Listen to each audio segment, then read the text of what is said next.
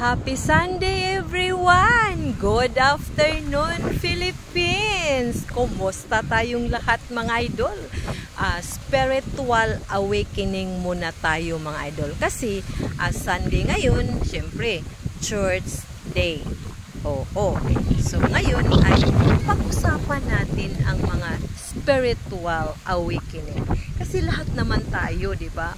Lahat naman tayo may pananampalataya. Lalo-lalo na karamihan sa atin magsasabi ng God bless, ganon, God bless. Pero ang pangutana, ang tanong, ginagawa pa natin kung ano ang sinasabi natin.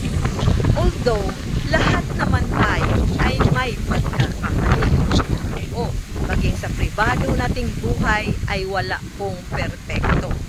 Pero kung maiwasan lang natin na makapanakit tayo ng mga tao, lalo-lalo na dito sa ating pagre-reels, di ba? Bakit sobra-sobrang siniseryoso natin ang ating pagre-reels na minsan ay nakakasira na ng relasyon sa pagiging isang kaibigan at minsan relasyon sa mga relatives dahil sa kompetisyon dito sa pagre-reels natin. Huwag sobrang seryosuhin ang pagre-reels na humantong sa hindi pagkakaunawaan. Bakit? Ang pagre-reels ay dapat i-enjoy lang natin. Palagi nating sinasabi na God bless, dapat sumunod tayo sa Panginoong Diyos, pero hindi man natin ginagawa. Oo, naninira tayo ng mga kapwa natin ka-reels, lalong-lalo na kung mag-live tayo. Saan na ang sinasabi nating Panginoong Diyos? Bakit tayo palaging maninira ng kapwa natin ka-reels? Diba? Dito sa pagre-reels ay padamihan ng followers, hindi padamihan ng kaaway, hindi padamihan ng i-block. Oo. Dapat sundin pa din ang puso. Kung wala namang ginagawa sa iyo ang tao na ka-reels natin, bakit natin sisiraan? Oo. May mga paraan man tayo sa ating pagre-reels paano mag-succeed.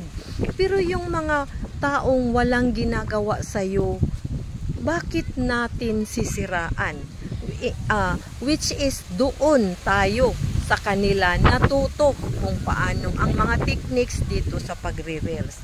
Pairalin natin ang ating puso na sabi natin, God bless, may Panginoong Diyos tayo. So, yan ang ating pairalin. Wala sanang yung mga duda, yung mga feeling na hindi siya pina-priority kasi yung iba abroad. Huwag tayong mag-inggit-inggit. Oo, hindi naman ganun dito sa pagre-reels kasi hindi pa naman tayo nagre-reels, mayroon na tayong pangkabuhayan. So, hindi tayo manghusga sa ating kapwa kasi hindi naman pwede na ipagsigawan natin ng kung ano ang ating pangkabuhayan para hindi tayo pagdududahan ng ating kapwa ka-reels. O diba? Pairalin natin ang puso at yung talagang tunay na sinasabi natin na God bless, na yung Panginoong Diyos ang ating susundin. Makipag-usap tayo sa mga tao na yung feel mo na magalit ka or mayroong hindi pang uunawaan. Huwag yung basta na lang mo sisiraan doon sa ibang tao. Oo, kasi kanya-kanya man tayong diskarte. So, makipag-usap ka kung may problema ka sa iyong ka-reels. So, yun lang mga idol. Maraming salamat at mag-ingat tayo. God bless us all. Happy Sunday once again.